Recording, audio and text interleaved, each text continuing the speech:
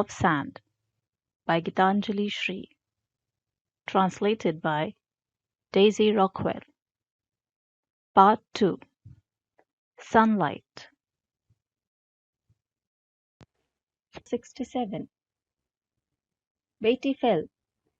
The sun was setting, and Ma had pulled her chair into its orbit to sit with wings ruffled out like a hen warming her eggs. As she fussed over her plants with her cane, butterflies too began to fly up. Beatty heard Keke's voice. When she peered through her binoculars, that is, through the gap in the bookshelf, she saw he was out there blowing smoke rings with Raza Taylor Master. Keke came inside, with a plate of onion, green chili, coriander leaves, and kala namak on fried peanuts. He put it next to Beatty on the table. He neither looked up nor said a word. She was irritated and tearful both. She leaned over her books as if engrossed. When Ma called out, she said, "Coming," but stayed sitting where she was. Beatty's stupor has broken when Ma called out again. The party was breaking up. The voices were still loud, but she didn't recognize them any more. She rose, a bit startled, when she heard a door being closed. Had Kiki left without saying anything? She got up and her foot, asleep, slipped, and she fell. She twisted her lurching body to protect her papers, so the papers were saved, but nothing else. There was a cacophony, and then Ma screamed, "What happened?" And Raza Master came running. He pulled her up and steadied her, and she leaned against him, limping. Amma came behind them, walking quickly. "Just don't ask, Beatty thought, sobbing quietly. "What happened?" asked Amma, panicky, and then Beatty began to sob in earnest. Raja Master practically lifted her up and sat her on the settee in the hall, a pillow behind her back and under her feet as well, and he massaged where her ankle had twisted. "Does it hurt?" "Here?" "Here?" At Ma's instructions, Raza Master took ice from the fridge and asked Beatty, "Baby, tell me, where's a small towel?" He took one from the drawer and wrapped her ankle and pressed it gently, administering first aid. "Oh-ho," said Amma. "Now you won't get up at all until your ankle is better. Look, it's turned purple." "It's not broken, Mataji, but she's pulled a muscle. See, a bruise has formed." KK would have already left for the airport. He wouldn't be back until tomorrow. What to do? "You mustn't move," Ma scolded Beatty. "I'll check if Siddharth is home." "Margie, you sit, please. Why are you worrying? Someone will stay the night. KK Bhai will be back tomorrow." "She can't even go to the bathroom." Ma, still anxious. "I'm fine," said Beatty. "It doesn't hurt as much." "May I go in there?" Raza Masterji asked, motioning towards the guest room. He picked up the bag he had brought that contained his sewing fabric and went inside. When he re-emerged, it was Rosie, in a tight-fitting grey shalwar suit with a pink border, bun, sandals, handbag, Jaipur bangles, which she hastily removed as though she had put them on for the sake of removing them. And then she began examining Beatty's ankle again, and had taken everything over in a moment. "It's just ordinary swelling, Baji. Everything is going to be A-OK." It was as though someone had sprayed a water gun in Beatty's eyes, such streams of tears, as if to say, "My body doesn't listen to me. If I stand up, I just fall down. Beatty doesn't know how to do anything at all, how to brook no opposition, how to live life in technicolor." "Does it hurt?" Rosie Bua asked. The touch of her hands was different from Masterji's. His was strong but careful. Hers was intimate, soft, knowledgeable of the secrets of each place. I won't massage it. I'll just bandage it. She took out the herbs and remedies from her bag, heated the turmeric to prepare a salve, and also applied a lime powder. She rubbed it in lightly and wrapped the whole in a crepe bandage. Then she poured turmeric into milk and fed it to Betty, who promptly fell asleep. Truly. Chapter 68. The next day KK came, and Rosie left.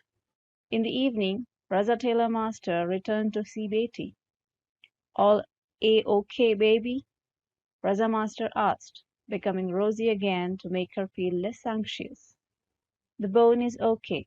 You're fine, baby," turning back into Raza. Betty looked at him gratefully and clasped her arms together for looking after her in so many ways. Master G placed a hand on her forehead. Her hair was untidy, and he smoothed it back. "This triangle formed by the hair on your forehead is a sign of beauty. Please don't hide it." "She gets it from me," Ma laughed, touching her own forehead. "Where the hairline ends, the pointy triangle in the middle that dives towards the nose. You, Auntie, are beautiful. Extremely," Keke said. "Mataji is Mataji." Raza Master also smiled. "But Bibi, cheer up. Get well soon. Don't worry. Be happy." Betty's heart was set afloat. She felt like opening her whole body and stretching and making loud sounds just like Amma. She liked the touch of Master G's hand on her brow. She thought of a joke from her school days. "In school we called this a widow's peak," she said. "This triangle, and we said whoever has one, her husband will marry twice." "Well, yours did," Keke laughed. "Mine probably did as well," said Amma. "Oh, Mataji." Raza Master looked at her solemnly. Betty and Keke laughed together. How conversation flows into absurdity. Ma also laughed, shyly, as though she felt exposed, and the laughter hid it. Chapter 69. She, Rosie, says there are no red-faced rhesus monkeys there. She, Ma says, must we take one of those two laughing? She, Rosie says, only Chironji seats and you. She, Amma says, let's see if. She, Rosie says, what do people like me need a passport for? There are advantages to not existing. We aren't counted among the Muslims and Christians, nor the Jews, Parsis, Hindus, nor the men and the women. They won't take our name, won't recognize us. What does real mean to us? They want us to stay disappeared from imagination itself, so we can sneak in anywhere. Ghost, she, Amma laughed. Ghost you will worship too. Sometimes you will call on them to learn. The way the heaven, you'll pester them with a broom to leave the bodies they have entered. Indeed, a ghost is multi-talented, immortal, ever young, omniscient. We are not ghosts. We are impurity. Rosie. What on earth are you talking about, Rosie? Amma, humoring her. We are grotesque, Paji. Keep us away. If you see us, punch us. Did she die? Or did she survive? Don't even turn around to look. You can't see what you didn't see. We have always been missing. We are forever missing. Ye gulista hamara, hamara. This garden, ours, oh ours. Such folk disappear easily. Who bothers about the nobodies in society? Baji, the children of Nthari. Look what happened with them. But who cared? Who cared? Who knows? Perhaps a demon awoke in that man at the revelation that no one cared. He lived alone. He must have felt lonely. His home must have been a wasteland.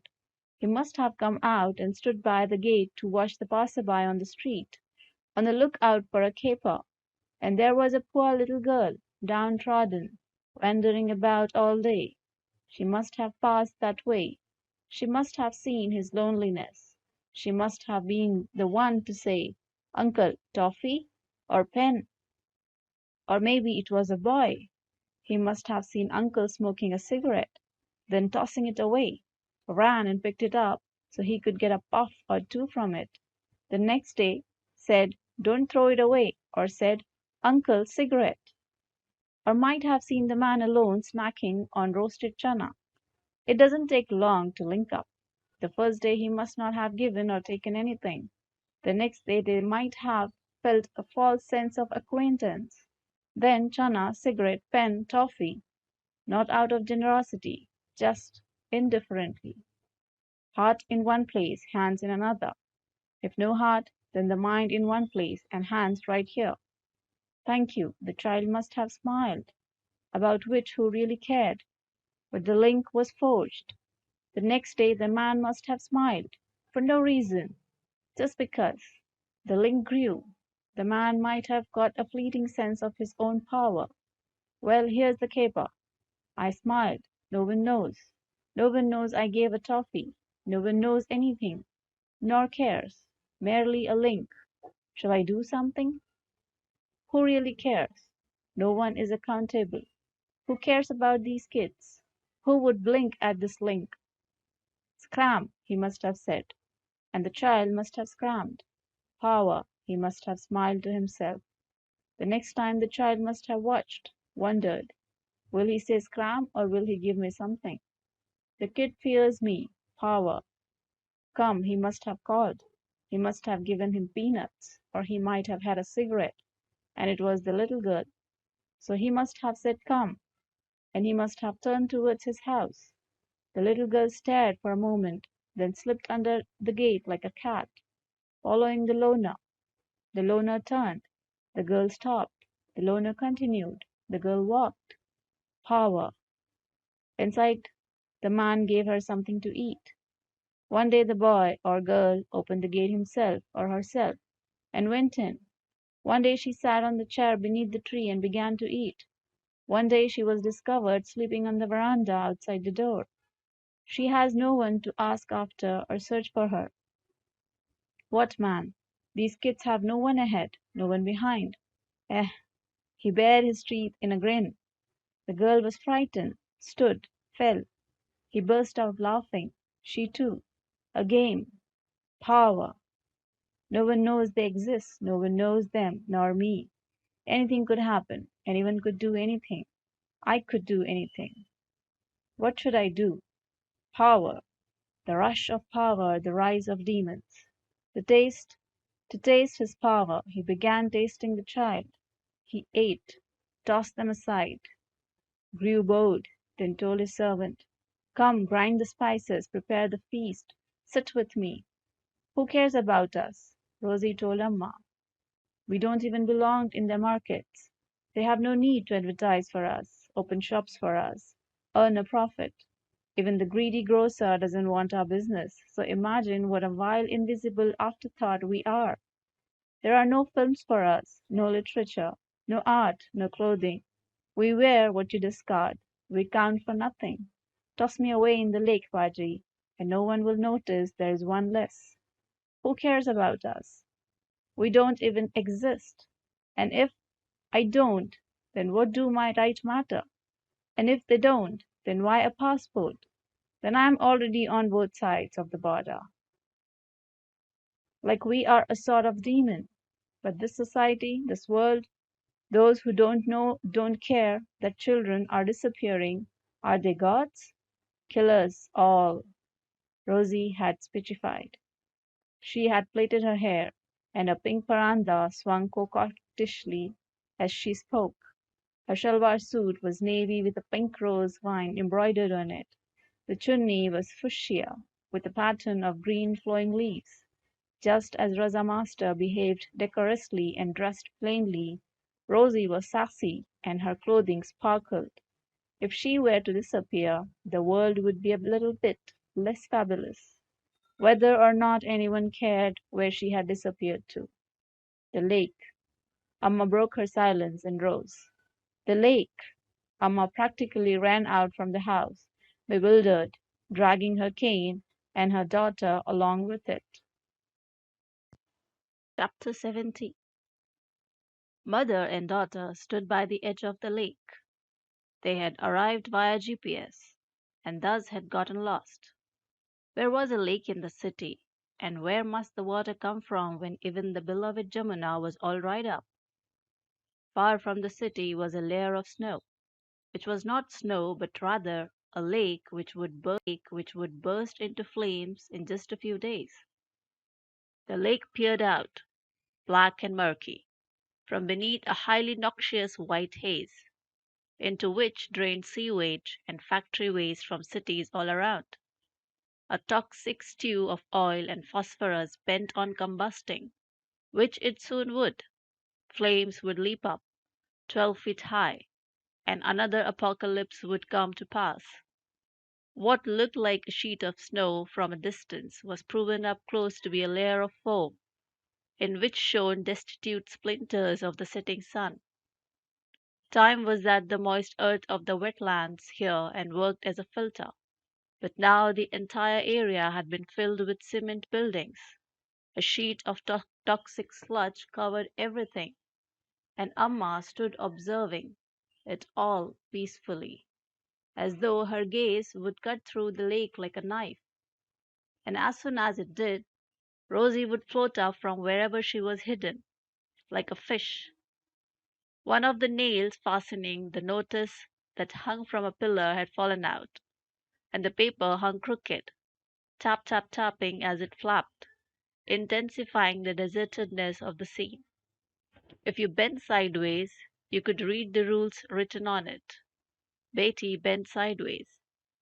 Playing cricket, alcohol, gambling, cigarettes, dogs, forbidden in the park. Hiding in the bushes is forbidden. Picking flowers and plants, forbidden. Fighting, forbidden. Urinating, forbidden. Riding a bicycle, forbidden. But there was no park in sight. Like the lake, it had swayed itself in toxins and disappeared. Someone would fire up a bidi and set the foam aflame. Far off countries would tremble at the wonders of the third world. The headlines in the papers and on TV would be heady indeed. But nowhere would there be the news that Rosie was missing. But Rosie goes away all the time, Beatty said at mass anxiety. But she calls. She will when she gets back. She does when she is away too. She must not have connectivity. It keeps ringing, but she doesn't pick up. Maybe she went abroad somewhere. She'll hardly pick up her phone from here when she is over there. She kept talking about passports. She was talking about mine. Beatty was confused, muddled. She wanted to bring me along. Where? Beatty asked anxiously. There are no monkeys with red faces there. As if taking Ma would fill that gap, Beatty's muddied. She had managed without a passport. Then she must have gone. The whole thing seemed bizarre to Beatty. But she left the Chironji. The Chironji is still with me. Beatty had grown accustomed to her own incomprehension. She did whatever Amma told her. She called wherever she was told. She left a message at Taylor Master's place and she asked Kantaram if Rosie had shown up. Sometimes she does, he said. The phone just kept ringing into the void at Master's place. Have the two of them disappeared together? Amma asked enigmatically, at which Beatty shook her head with a no in ignorance. I don't understand, said Beatty, defeated. That's just it, said Amma, making her cane dance. I don't either, as though the two of them were in agreement. And she had brought her to the lake that would burst into flames from someone lighting up a bidi or cigarette and tossing a match into it. If the lake were to burst into flames, would Rosie emerge like the Loch Ness monster? It's about to get dark. Betty put her arm around Amma's shoulder. Let's go now. Do you know? Right here. It was unclear if Amma was speaking to herself or to her. Yes, you came here to the Saturday market to get sandals. She had bought a house, finished Amma. She lived out here so far from the city. But I thought, but Betty got all tangled, wondering whether they were speaking of Rosie or of Raza. She had always assumed that both of them used to come from somewhere nearby. The shop was also close, and during Buddy's days as an officer, Rosie had also showed up in the area. She had rented it out. Amma's cane was moving about as though it was part of her body. She had been talking about moving. So then Betty had her answer. Who phones while they are moving? People's phones just ring and ring at such times. Betty shivered. Two youths came and sat on the slope. They started at their mobiles silently. Could be pawn, or they could be stoned. They were the only other beings for a long way off. Gaseous clouds hovered about hazy buildings in the distance. Let's go. Yes, let's, said Amma. What Ma meant was over there, in the direction of the buildings, where the toxic clouds were drifting from the lake, which would burst into flames in just a few days. Think about it. A lake would catch fire. One building after the next, they set out searching for a needle in a haystack. Chapter 71.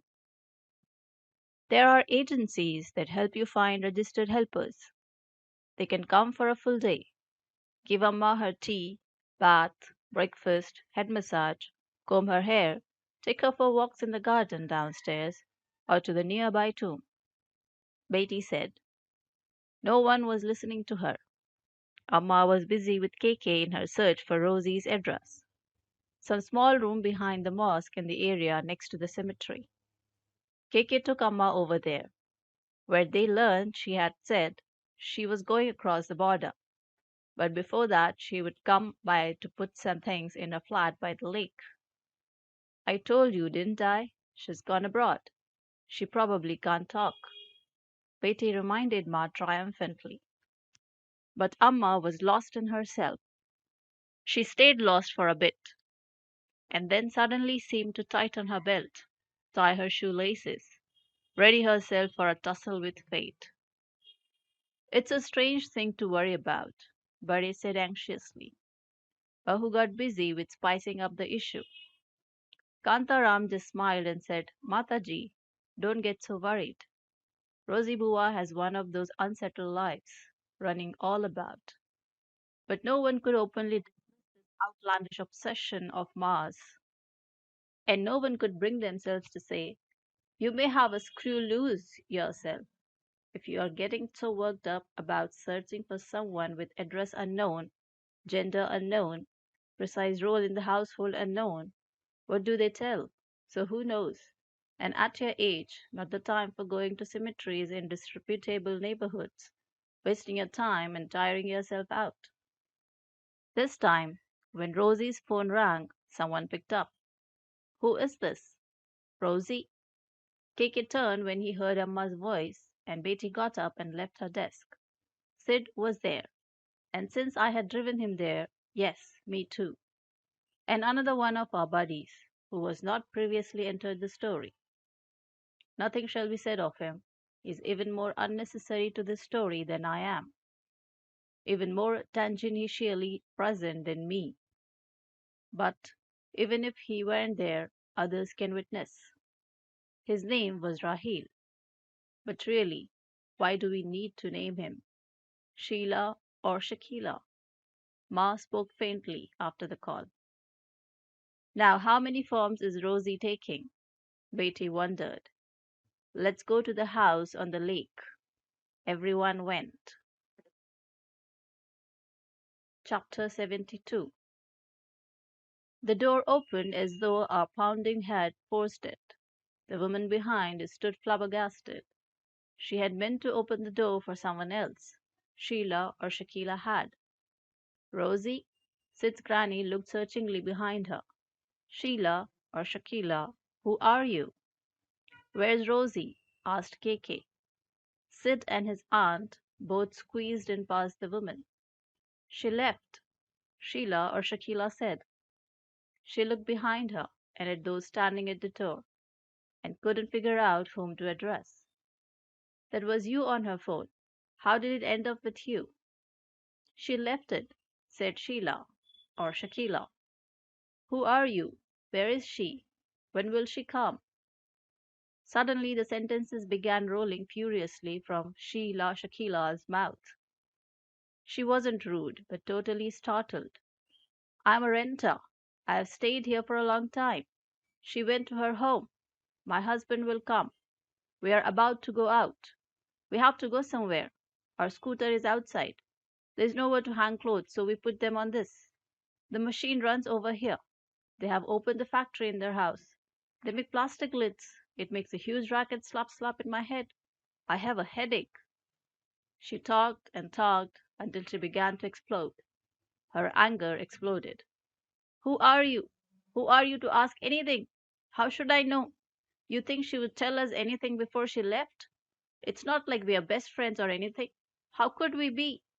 How should I know when she'll be back? She forgot her phone. She was sick. If she was sick, how could she have gone somewhere? She must have gone to the hospital. Did someone take her? I didn't notice if she went on her own or someone took her. Why would I take her? Who is she to me? We pay her rent. She increases it every year.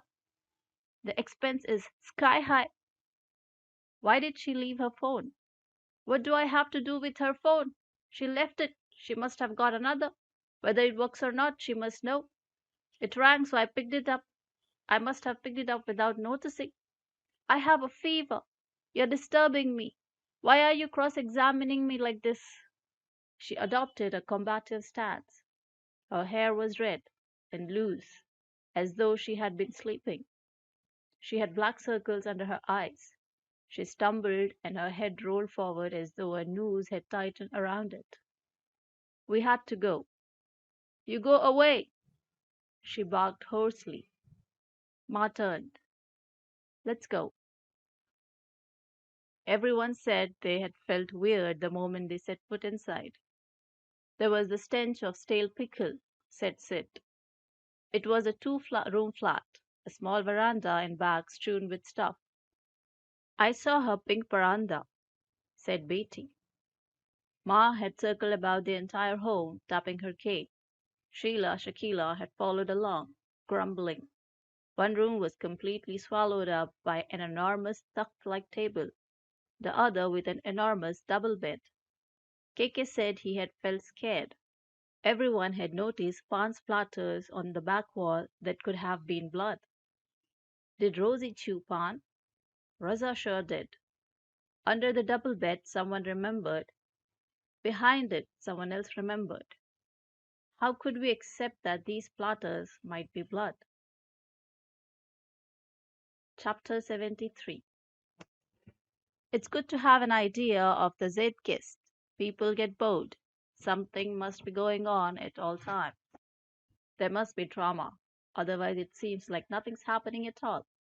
Like life has come to a standstill. If life moves along at its own pace, everything feels motionless. If you sit behind your books or computer, far from the pace of life, you feel like you're dead. Stillness frightens. What if sitting calmly turns me to stone? A terrifying thought. Better that the days lurch and sway, the ground flips beneath your feet. Routine is appended, heart, lungs, desire jump, stir, churn, as you wonder what's been broken, what survived, and every morning you're forced to march out and grapple with life. That's why mutiny is more fun than harmony. Salaciousness trounces, salubriousness, desecration beats devotion, destruction wins over construction, careful over unruffled, panic over picnic, cruel over cool. Thus, as in Tolstoy's story, the wife tires of her nice, calm doctor husband and runs after her hedonistic, good for nothing lover. Sometimes people embrace their own ruin. They abandon dependability and go all in for whatever sets their pulse racing. The pace of nowadays is on your toes. Keep on moving. and sometimes even break into a run. People forget to keep their feet on the ground at all. How long can you keep your balance when you're on your toes? Look out! Splat! You fall flat on your face. It's just that sometimes the calculus gets scrambled. Amma stood on the same earth as Betty, and then, splat! Everyone fell. For most people, a fall was just a fall. But when Rosie fell, she died. Chapter 74. Rosie died. Chapter 75. And the lake burst into flames. That shapeshifter? The inspector stared at Sid and Betty and burst out laughing. Nothing happens to him. He's always out and about, and sometimes he comes this way. Everyone around here recognizes him. Of course, there is no recognizing him really. Every form he takes is counterfeit. Bring tea. Then he turned towards Amma. So, Ammaji, what's this? Whose sway have you fallen under? You are an innocent. Decent folk worry about everyone. You're old, so you get worked up. My dadi's just the same. She lives with us. She starts up early in the morning. Has Hurry came, our servant. It was very windy last night. Get him to sweep the courtyard. It's 6 o'clock. Turn on the water. Pump. Arey Bhonde isn't back yet. Bhonde. That's my nickname at home. Maji, the inspector told Amma with a laugh. It's past 5, when in fact the bell on the clock tower is striking 5 right at that moment. Call the station. Worry, since Bondi's job is straighten out crooks and scoundrels. Danger, oh, danger, my darling Dati. Inspector Bhonde proceeded to create in his mouth a mixture of yawns, pan, tobacco, catechu, digestive powder, and phlegm, and then went on as he chewed lustily. These people don't disappear. They are always on the move. He didn't come over here before, but then he bought a house. God knows where he got the money. What don't these people do in their line? They really make a bundle. You and I can't afford it. But these people just snap it up. But whoever sold it to him, how did they sell it?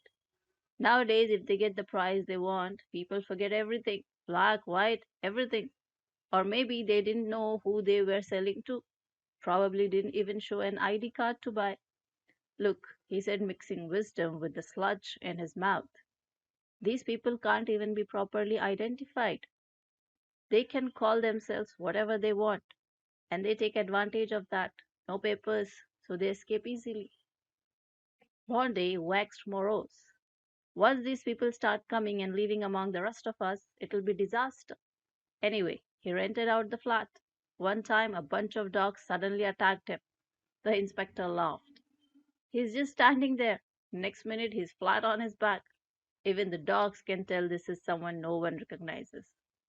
The kids chase after him. Throw rocks. We scold them. Be good. Don't hit people. Anyway, he showed up now and again. Must have been making a packet. This is an expensive area. It used to be a village. Now respectable people are building houses here. It's open. There's a lake. Buses. The metro's coming out here too. The fire will go out. It's nothing. A pointless uproar. The government's investigation team came by. Someone threw a biri into the lake. Dry trash will catch fire anywhere. There was a layer of trash on the water. There was plastic garbage on the bottom, so the trash on top didn't sink below the surface. That's all. No big deal. But it made my job harder. It's all on me. I have to take care of it. Anyway, you can rest easy. Mark my words. He will pop up somewhere. I'm always busy, said Inspector Bondi, leaning over to Sid. I could also hear, because I was with Sid that time too. But forget about me. But the folks in this neighborhood say he's been coming around in men's clothing lately. That way the dogs and the children probably give him a pass. He burst out laughing.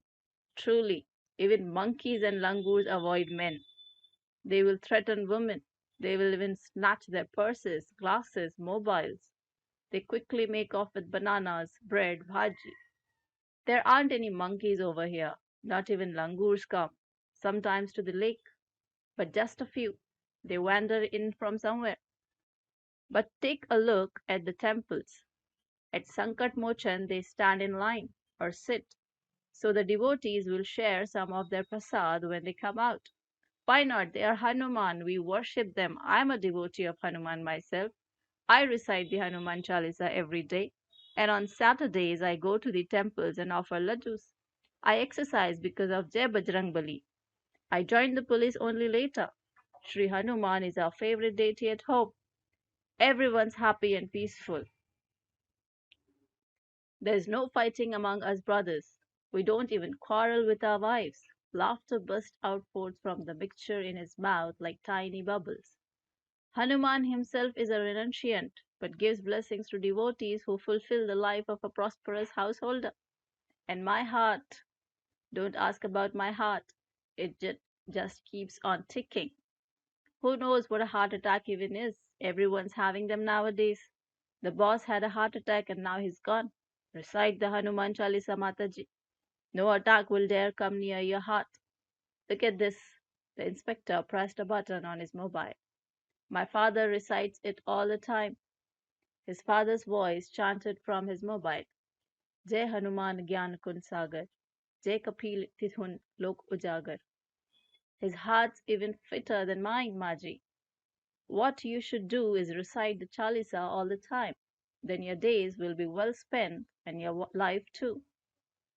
Amma twirled her cane. Please make a missing persons case. Amma had not relaxed a whit since meeting that Sheila Shakila.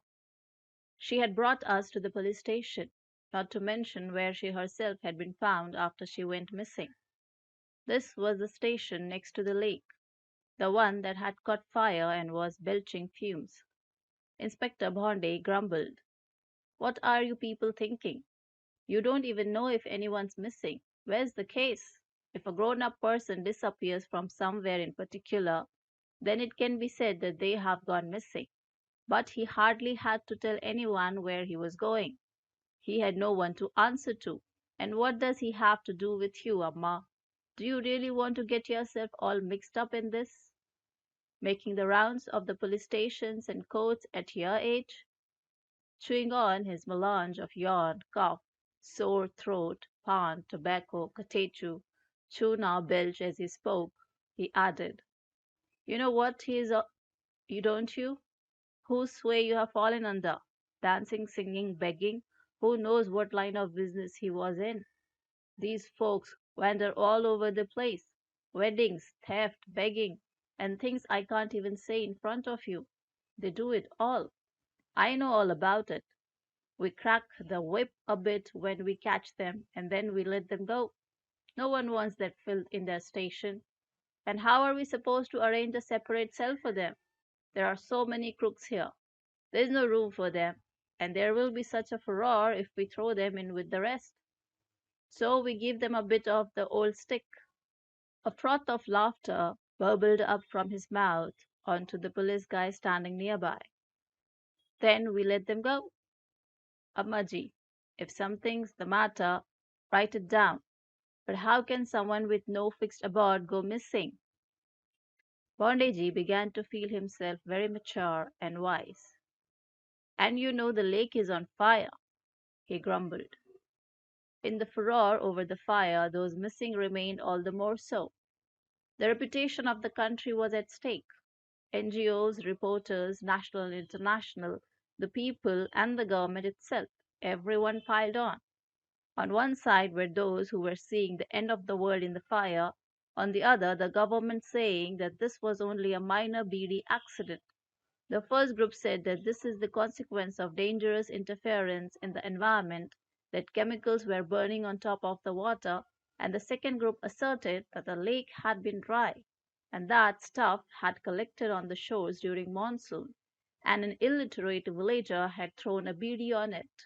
And this was a mishmash of perspectives bound to spread unrest.